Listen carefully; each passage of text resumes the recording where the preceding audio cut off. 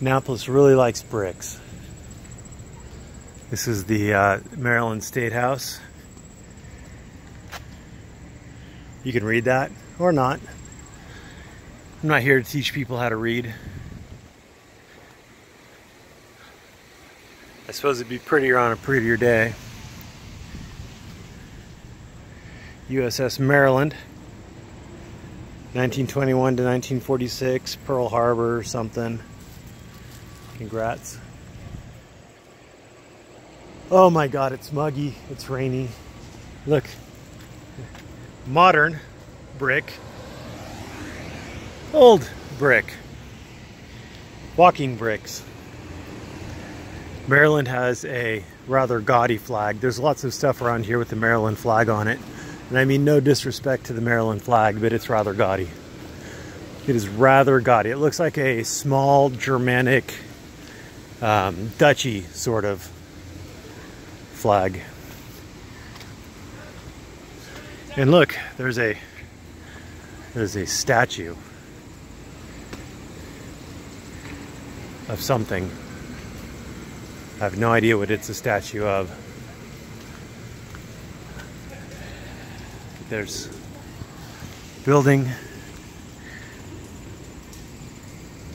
There's building. There's old-timey stuff. Little alleys. I'm not really used to little alleys. Baron Johann de Kalb. Haha. I knew it. I knew it. Oh man, did I call it? Germans. Germans. The Germans are coming, yeah? Yeah. It's, I guess the German man with the sword. Maryland State House, you could read that if you want to. Security cameras, you could read those if you want to. Lots of bricks, beautiful building. I'm doing an audit, woo!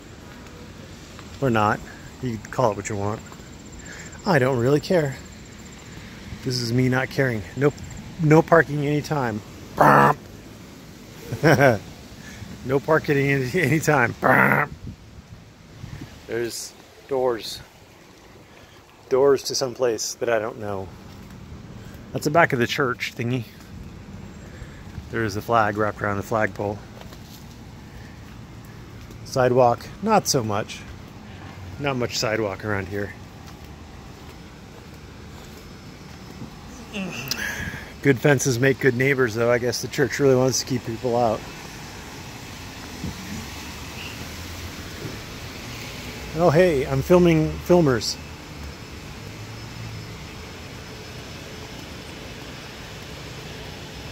Make America pain-free again.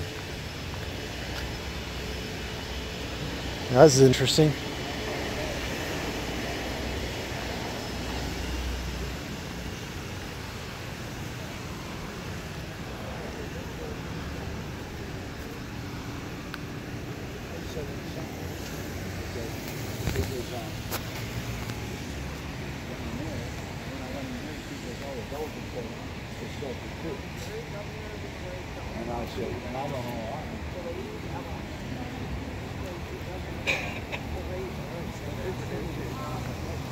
What is this all about?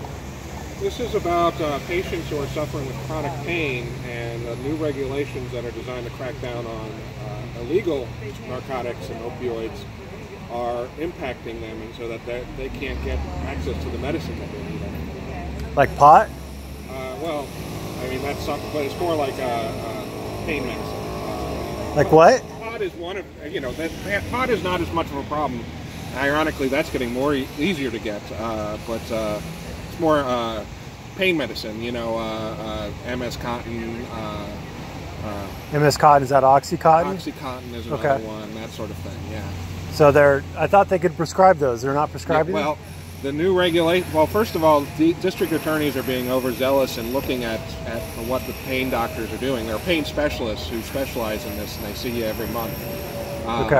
And they, the district attorneys are cracking down on people because they're so worried about pill mills and things like that, that doctors are afraid to prescribe what they think the patient needs because they don't want to get the attention of the district attorney or anything like that. Pharmacies are refusing to fill out the scripts, legal scripts that a doctor gives, because they don't want to get in trouble. Okay. It's becoming a nightmare just to go every month. I'm not actually a pain patient. I'm the husband of a pain patient. Okay. And every month we have to go in.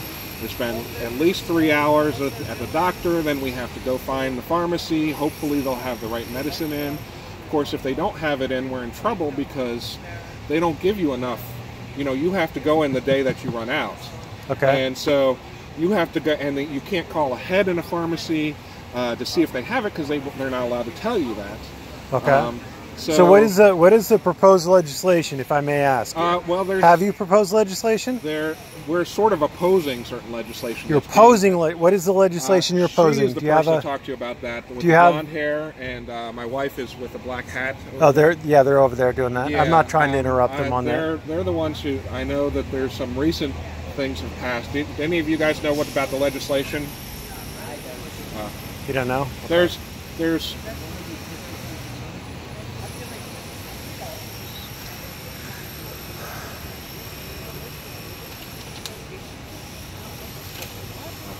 in a second. All right.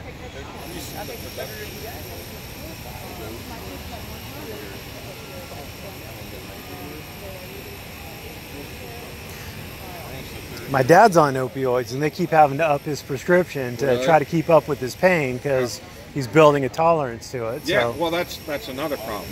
I mean, people who have been on, my wife's been on pain medicine for 15, 20 years. Right. And she is now they have reduced her to about a quarter of what she used to be a year ago.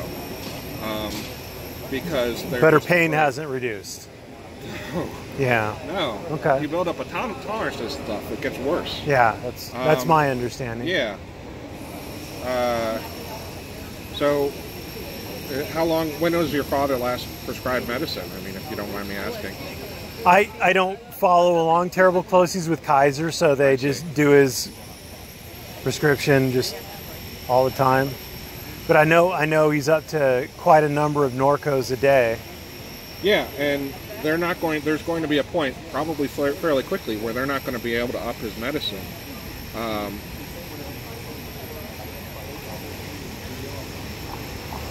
And he's like 80-something years old, so it's not like he's out there slinging them on the side or anything like that. Right, right. HR 6. HR 6? A massive opioid bill being debated that we are opposing. HR 6. HR 6. Okay. Yeah. Yeah, I mean, it's a nightmare for people who really are suffering already. Absolutely. It's a nightmare. Okay. HR 6. Thank you. I appreciate your time. I think we can go through there, kind of, sort of. Go around it a little bit.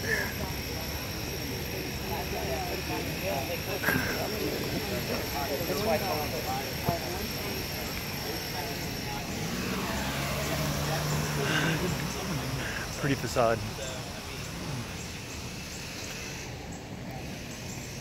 You are being watched, yeah? Yeah. So, in my estimation, while I agree with their plight, I don't think they're doing a very good job. People don't know what they're out there opposing. And I think this will translate into First Amendment auditing fairly easily. Do you agree? They didn't know what they were opposing. That was bad. They don't have a unified message. They're against something, but I mean, what are you going to put in its place? What specific bill are you against? What specific bill are you for?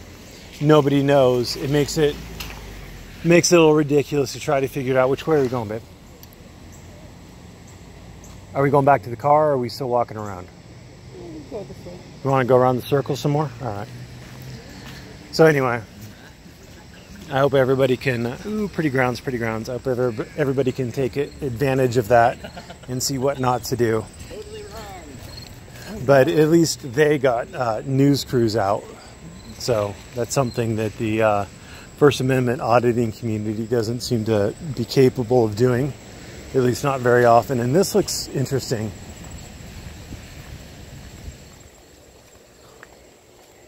I don't know what this is, but it's pretty.